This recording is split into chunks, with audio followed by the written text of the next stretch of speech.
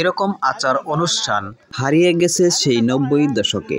আজকে শুক্রবার ২৭শে ডিসেম্বর মধুপুরে আয়োজন করা হয় এক জিন্দা ফয়তার।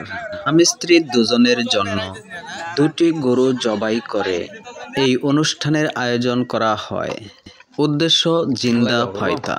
নেকদার আলী মণ্ডল এবং তার স্ত্রী দুজনের ইচ্ছা তারা জীবিত থাকা অবস্থায় তাদের ফয়তা করে যাবেন।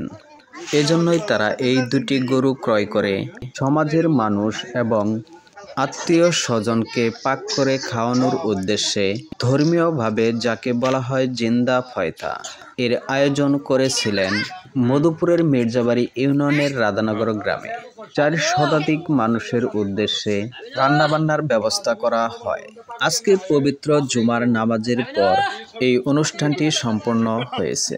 তো গতকাল বৃহস্পতিবার আসরের সময় এই গরু দুটি জবাই করা হয়েছিল।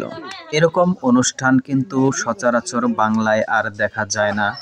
যদিও ৯০-এর দশকে গ্রাম বাংলায় এরকম অনুষ্ঠান হয়েছে রহরহ। মূলত এই ভিডিওটি করা হয়েছে ৯০-এর দশকের স্মৃতি ধারণ করে। যদিও তখনকার সময় ওয়ান টাইম প্লেটগুলি ছিল না, তখন ছিল কলা পাতা। তো প্রায় সেম পদ্ধতি রয়েছে। ৯০ দশকে খেরের উপর বসে কলা পাতায় খেত, পার্থক্য এতটুকু এখন কাপড়ের বিছনায় বসে ওয়ান টাইম প্লেটে খাবার খাওয়া। তো যাই হোক ভিউয়ার্স, ৯০ দশকের স্মৃতির উদ্দেশ্যে এই ভিডিওটি করা। শুধু ৯০ দশকের মানুষেরাই এটি মিস করবেন। নতুন প্রজন্ম আধুনিকের ছোঁয়ায় এর কিছুই জানে না।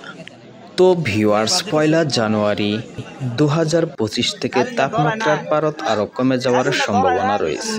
বিস্তারিত পরবর্তী ভিডিওয় থাকবে ইনশাআল্লাহ।